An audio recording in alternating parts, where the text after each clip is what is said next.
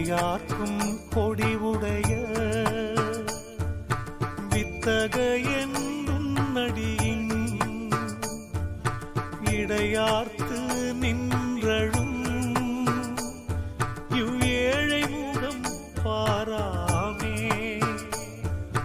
நடையார்க்கும் வாழ்க்கையிலே நல்குறவோர்க்கு ஈயாத உடையார்க்கோ என்னை உடையாய் உதவுவதே உடையாய் உதவுவதே.